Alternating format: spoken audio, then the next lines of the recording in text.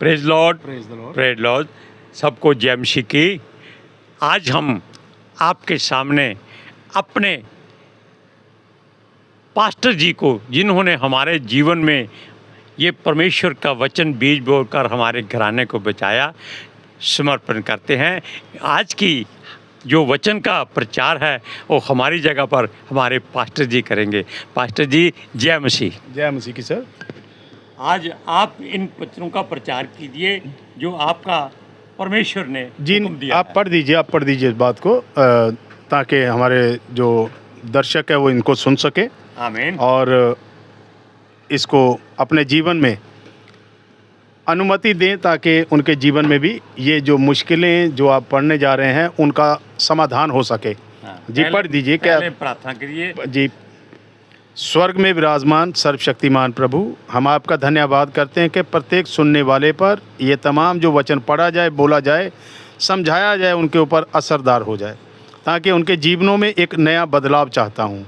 कृपा कीजिए और उनकी विपत्तियों का अंत करके एक नए मार्ग पर चलने का अवसर दीजिए। प्रभु यीशु मसीह के नाम से मांगते हैं, आमीन। आमीन। आमीन। पढ़िए चोपड़ा जी, आप प्रभु की वचन को पढ़कर बताइए कि क्या किस विषय पर। संहिता 34 में पढ़ेंगे जी हम। जी।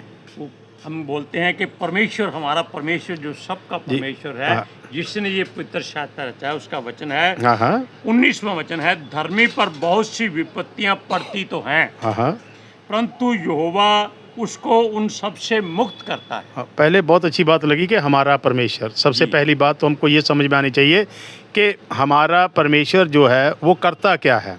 लोगों को ये समझ में नहीं आता कि वो करता क्या है, उसका करने का तरीका क्या है, काम करने का।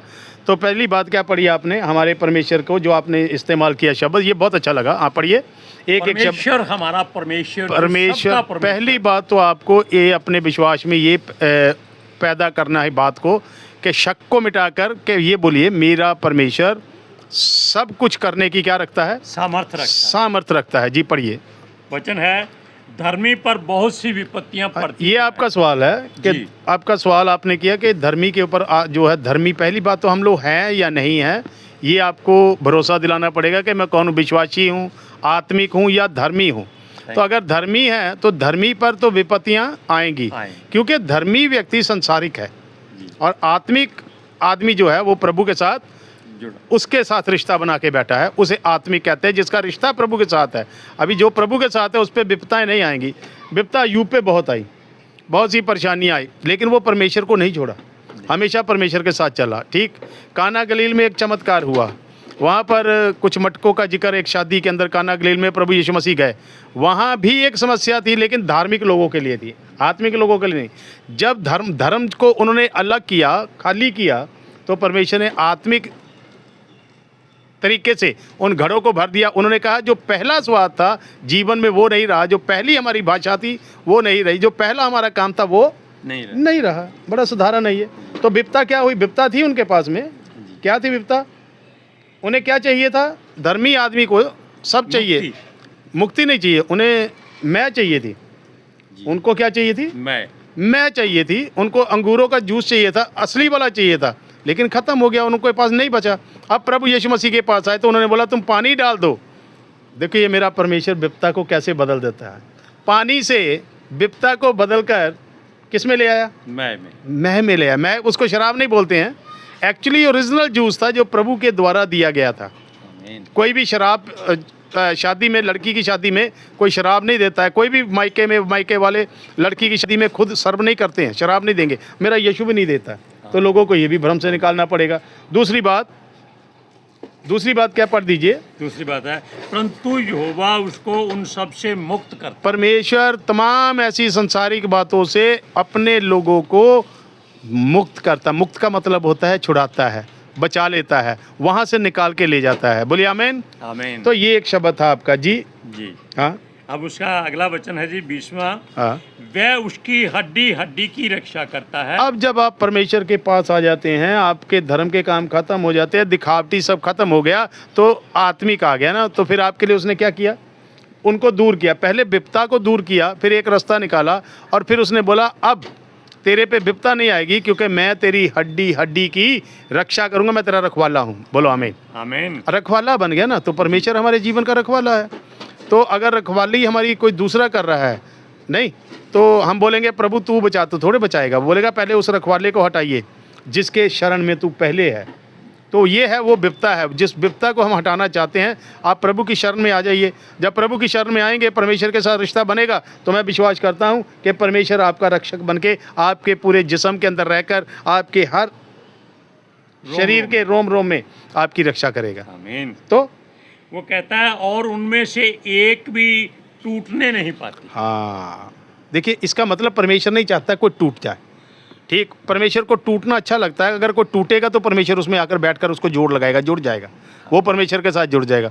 क्या बोलता है? हड्डी हड्डी की मैं रक्षा करता हूँ और उसे टूटने नहीं देता। अगर आप प्रभु के साथ में प्रियजनों, अगर आप विश्वास में हैं, अगर प्रभु के साथ संगति कर रहे हैं, तो परमेश्वर आपको ज़िंदगी में, मैं आपको एक बात बोलता हूँ, कभी अपने से अलग होने नहीं। यानी टूटने नहीं देगा, बिखरने नहीं देगा, दूर नहीं जाने देगा। आमीन। जी 21वां वचन है सर, दुष्ट अपनी बुराई के द्वारा मारा जाएगा। अब ये बताइए कि दुष्ट क्या है? हाँ, अभी देखिए आप दूसरा शब्द, पहले विपता, हाँ, अभी विपता को जो वो पूरा कर रहा है विश्लेषण करके, वो बता रहा है वचन भजन बोल रहा है दुष्ट अपनी दुष्ट बुराई के द्वारा मारा जाएगा। किसके लिए? अगर आपके अंदर मेरे अंदर किसी भी तरह की बुराई है, अगर आपके और मेरे अंदर किसी तरह का भी कोई काम, गलत काम किया है, तो बोला वो अपने कामों के अनुसार उसका फल पाएगा। अपने कामों के तो काम को बोला दुष्ट, जो काम है, जी, ठीक, जो मोह है हमारा, उसको दुष्ट बोला गया। उसका परिभाषा बदला, नाम बदला है, परिभाषा हम बताएंगे। जी। दुष्ट बोलते हैं जो काम है, उसको बोलते हैं गंदी गाली निकालता है, दुष्ट है तू, बुरी चीज बोलता है, दुष्ट है तू। तो दुष्टता उसके अंदर से बाहर आ रही है, बाहर आ रही, झलक रही है, उसको बोलते हैं। हाँ, दुष्ट अपने कामों से, यानी कि हम जैसा काम करेंगे वैसा प्रतिफल पाएंगे, पा जाएंगे अपने आप। तो वो उसको भी हटा देगा, वो परमेश्वर आपके ऊपर से पूरा वजन उतार देगा। जी, ओके। और धर्मी के बैरी दोषी ठहरेंगे। हाँ, न्याय हो गया। देखिए फैसला किया, उसको बोलता है हटाऊंगा भी, रक्षा भी करूंगा, और जो तेरे बैरी हैं उनको हटा भी दूंगा, न्याय कर दूंगा, तेरा फैसला कर दूंगा। अब तेरे को फैसला लेना, तूने मेरे साथ रहना है या उसके साथ रहना है। लास्टली ये है। सो धन्यवाद आपका चोपड़ा जी कि आपने ये अवसर दिया, आपके साथ बैठकर। आपकी तमन्ना थी। हाँ बोलिए। एक सवाल और है, बोलिए। हाँ पढ़ दीजिए। कहता है यहोवा अपने दासों का प्राण मोल लेकर बचाता है। मोल लेने का क्या मतलब? देखिए ये बहुत बड़ी बात है, ये जो छिपी हुई थी रुक जाती। अगर आपने नहीं सवाल करना होता तो मैं छोड़ देता। मोल लिया, मेरे यीशु मसीह ने आया, शरीर में आया स्वर्ग से, और उसने जिस्म धारण किया, फिर आपके लिए और मेरे लिए कीमत अदा की। प्रभु यीशु मसीह ने क्या किया? आपके लिए और मेरे लिए जान देकर, अपना कीमती बेशुमार कीमती लहू बहाकर आपको और मेरे को खरीद लिया। इसका मतलब कर्जा चुकता किया। ठीक, फिर से दोहराइए, उसको पढ़िए जरा। 22वां वचन है, हाँ, 34 अध्याय का, यहोवा अपने दासों का प्राण मोल लेकर देखो, बचा जिसको लेता है। वो चुनता है, जिससे उसने सेवा लेनी, जिसको उस काम लेना। दास का मतलब होता है कि उसके साथ का बहुत वफादार इंसान, जो उसकी सुनता, काम जो वो काम देता है उसको करता है। बोलता है उससे मैं उसको क्या कर लूँगा? उसकी कीमत, क्योंकि वो गुलाम है। दास किसको बोलते हैं? गुलाम को। सेवा करनी है ना, जिसको गुलाम होते थे पहले, तो उनको रखते थे अपने घरों में काम करने के लिए, फिर उनसे मन मर्जी के मुताबिक काम करवाते थे, रात दिन उनसे मेहनत करवाते थे। इसलिए परमेश्वर ने कहा बोल तेरी कितनी कीमत है। तो जितनी उसके ऊपर कर्जा था, जितना उसके ऊपर बोझ था, उसको उतार के परमेश्वर ने उसको खरीद लिया। अब परमेश्वर का खरीदे हुए आप और मैं बन गए, आप और मैं परमेश्वर की संतान बन गए। खरीद लिया उसने, कीमत अदा कर दी। अब आपको कैसे परमेश्वर के साथ काम करना है? विपता में करना है, मुश्किल में करना है, या परमेश्वर की इच्छा से करना है? धन्यवाद। जय मसीह की। प्रभु आपको आशीष दे। मुझे भी थोड़ी देर हाँ, बोलिए प्लीज। बोलिए हम बोलिए। क्योंकि सुनने वाले ये जान लें हाँ। कि परमेश्वर आज उनके ऊपर बड़ी अनुग्रह देखिए चोपड़ा जी, आपने मालूम है कि हम लोग बहुत साल पहले जब आपका अपने पेपर में निकाला था, ऐड दिया था जी, जी। कि मेरे साथ एक दुष्ट आत्मा रहती है, भूतनी रहती है। हाँ। 21 साल से जी हाँ। आपके साथ सोती थी, 28 अगस्त इसी महीने की, इसी महीने के 28 तारीख 2002 सन में। तो मैंने, वो एक व्यक्ति था मेरे पड़ोस में, उसने पढ़ा और मेरे को बोला कि चलो। मैं नहीं गया, पहले मैं टाल मटोल करता रहा, आखिरी में रात को मैं चला ही गया। और जाने के बाद जो हुआ वो आप जानते हैं या मैं जानता? आपका गाना हमारा जीवन क्या, हमारा घराना बचाया गया। जी जी जी। आपने जो वचन परमेश्वर का हमारे जीवन में भरा, हमने एक बार भी इनकार नहीं किया आमीन आमीन, जी वो बात ठीक और है। हमने आपका कहना माना। और हम ये चाहते हैं कि हर एक जन जो इन वचनों को सुनता है वो अपने मन में धारण कर ले कि परमेश्वर ने उसको चुना हुआ है। ये है, correct। अब एक लाइन और पूछते हैं, पूछिए सर। और जितने उसके शरणागत हैं, जैसे हम शरणार्थी, कहें, हाँ जी जी जी हाँ। उनमें से कोई भी दोषी ना ठहरेगा।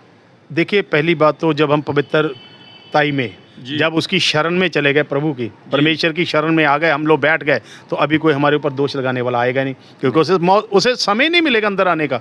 अंदर तो तब आएगा ना जब अगर हम बुराई में जाएंगे, तो जी। हम बाहर आएंगे तब उसको समय मिलेगा। अब हम परमेश्वर के, अय्यूब के चारों इर्द गिर्द एक बाचा बांधी थी, परमेश्वर ने बाड़ा बना के रखा था। शैतान इंटर किया, उसके इर्द गिर्द घूमता रहा, हाँ। फिर परमेश्वर के पास गया स्वर्ग में। इसको हटा। भाई ये बंदा जो है, इसके बारे में तेरा क्या ख्याल है? तो परमेश्वर ने उसकी प्रेस की, प्रशंसा की, जी। ये मेरा धर्मी जन है। और खरा व्यक्ति है। देखिए, परमेश्वर उसकी प्रेस कर रहा है।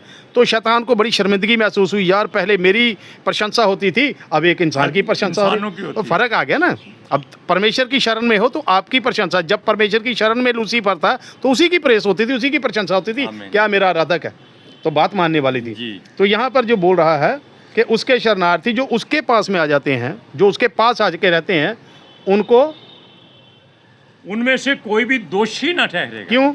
क्योंकि उसने आपको, देखिए नए नियम में क्या लिखा है, मैंने शरण ले लिया। तुमको खरीद लिया, हाँ जी। तुम मेरी शरण में आ गए, मेरी पनाह में आ गए, मेरे पास में आ गए, अब मैं तुमको अपने लहू में ढक लेता हूँ और छिपा लेता हूँ। छिपा लेते। फिर उसने बोला कि अच्छा अगर ऐसा है तो एक मौका मुझे दे, तो दिया उसने। अय्यूब के ऊपर बहुत सी विपत्तियां आई, जी। लेकिन विपत्तियां को सहन करने की परमेश्वर ने ताकत देती, इसको शरण बोलते हैं। आमीन। उसने उसकी शरण से नहीं गया, निकला ही नहीं वो बाहर, घर से बाहर आ गया, परिवार मर गया, सब कुछ खत्म हो गया, लेकिन प्रभु की शरण से वो अलग। आज बहुत से लोग हैं, छोटी सी मुश्किल आए, विपत्ता है, मेरे प्रभु ने मेरे को क्या किया, मेरे लिए क्या किया? अरे तुम्हारे लिए इतना कुछ किया, जिसने जान दे दी, जिसने खून दे दिया, जिसने कीमत अदा कर दी, इसके अलावा बचा क्या उसके पास? मैं बोलता तुम्हारे लिए मैं धनी होकर कंगाल हो गया, उसने रखा ही नहीं अपने पास, सब तो हमको दे दिया। जी। सो जो आपको और मेरे को मिला है उसे संभाल कर रखिए। मैं विश्वास करता हूँ जितना आप संभल के रहेंगे, संभाल के रखेंगे, उतने ही अच्छे, ईमानदार और विश्वासी बन के आप परमेश्वर के एक वफादार दास रहकर, जिसका नाम इतिहास में होगा, आपका नाम यीशु मसीह स्वर्ग में लेगा। बोलिए आमीन। आमीन। Thank you, God bless you sir. एक नहीं, लाइन, बस, हाँ, एक लाइन कि जब इंसान को शरणागत होना पड़ता है परमेश्वर के, तब वो क्या कहता है, मैं बता रहा हूँ आपको। बोलिए। ये 35 अध्याय का 9वां वचन। हाँ, बोलिए। परंतु मैं यहोवा के कारण अपने मन में मगन होऊंगा। हाँ, देखिए ना, होऊंगा कब? मगन कब होऊंगा? जब उसका शरणागत, जब उसकी शरणार्थी बनोगे, जब उसकी शरण में आ जाओ, पनाह में आ जाओगे, जी। तभी उसको देखने के बाद, काम सुनने के बाद, मुश्किलों से बाहर आने के बाद, तब मैं मगन होऊंगा, कहूंगा ऐसा आराम मुझे पहले कहीं पर नहीं मिला। आपको कैसा मिला? मेरे को तो अब आप, दुनिया की कोई ऐसी ताकत नहीं कि आपको परमेश्वर के प्रेम से जुदा अलग कर नहीं- सके, अलग नहीं क्योंकि कर आपने उसके स्वाद को चखा जी। है। तो चखा, जिसने चखा है, चखने का मतलब होता है जिसने स्वाद देखा, परखा टेस्ट है। परखा है, उसको समझ लिया है, उसकी बात कर रहा है। जी, वो कहता है मैं उसके किए हुए उद्धार से हर्षित हूँ। अच्छा, इसका 73 का 25 पढ़िए, मैं बताता हूँ उसमें। इसी का 73 का 73 का 25वां 25 आयत है। अच्छा लिखा है हाँ। सर, स्वर्ग में मेरा और कौन अब है? अभी वो अपने आप को बयान कर रहा है कि मैं मगन हूँ। देखिए, धरती पर भी और स्वर्ग में भी। क्या बोला? दो बात बोल रहा है। हाँ। विपत्ता से निकलने के बाद, शरणार्थी बनने के बाद, परमेश्वर के पास से अब अलग नहीं होना चाहता। अब दूसरी बात, धरती पे बैठ के स्वर्ग की बात कर रहा है। क्या बोला? स्वर्ग में मेरा और कौन है? स्वर्ग में मेरा और कौन है? कोई नहीं है, ना धरती पर है ना स्वर्ग में है, दोनों बात। हाँ, वो कहता है तेरे संग रहते हुए मैं पृथ्वी पर और कुछ नहीं चाहता। हालेलुया। हालेलुया। अब देखिए, बोलता अब मुझे तेरी शरण में आने के बाद, विपत्ता से, मुश्किल सबसे निकालने के बाद, मैं जब तेरे पास में आ गया, धरती पर भी और स्वर्ग में भी तेरे सिवाय मेरा कोई नहीं। तो मैं धरती पर क्या हुआ? तेरा शरणागत। नहीं, यहाँ क्या लिखा है?